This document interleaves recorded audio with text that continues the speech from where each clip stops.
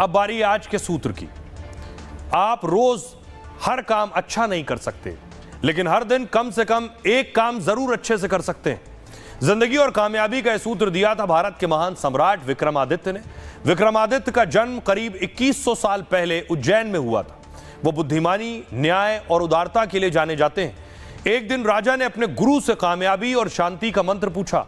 गुरु ने कहा, जब रात में सोने जाओ तो सोचो दूसरों की भलाई के लिए कौन सा काम किया है। अगर किसी दिन भलाई का कोई काम नहीं किया है तो उस रात हमें सोने का अधिकार नहीं है। राजा विक्रम ने यह बात अपने सिंहासन पर ही लिखवा ली। इसके बाद हर रोज वो इस मंत्र को याद रखते थे। रात को सोने से पहले वो सोचते कि आज मैंने कोई भलाई की है या नहीं। एक दिन वो बहुत व्यस्त थे, पूरा दिन गुजर गया और रात में सोते समय उन्हें अपने गुरु की सीख याद आई। विक्रमादित्य ने बहुत सोचा, लेकिन उन्हें यह याद नहीं आया कि उन्होंने आज कोई काम अच्छा किया है या नहीं। विक्रमादित्य तुरंत महल से बाहर निकले। एक खेत पर राजा ने देखा कि एक किसान ठंड में फसल की रखवाली करते हुए सो गया है। विक्रमादित्य ने तुरंत ही अपनी गर्म शॉल उस किसान को उड़ा दी। इस काम के बाद राजा महल लौटे और चैन की नींद सो गए। महाराज विक्रमादित्य नियम से यह काम करते रहे और एक बड़ी सीख दी।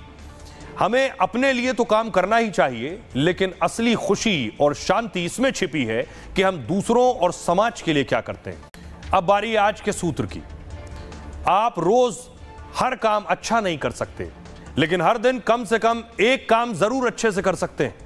जिंदगी और कामयाबी का यह सूत्र दिया था भारत के महान सम्राट विक्रमादित्य ने। विक्रमादित्य का जन्म करीब 2100 साल पहले उज्जैन में हुआ था। वो बुद्धिमानी, न्याय और उदारता के लिए जाने जाते हैं। एक दिन राजा ने अपने गुरु से कामयाबी और शांति का मंत्र पूछा।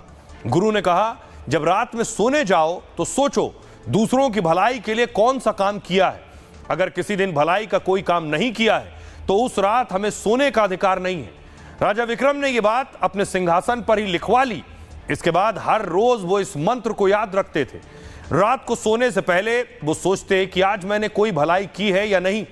एक दिन वो बहुत व्यस्त थे, पूरा दिन गुजर गया और रात में सोते समय उन्हें अपने गुरु की सीख याद आई।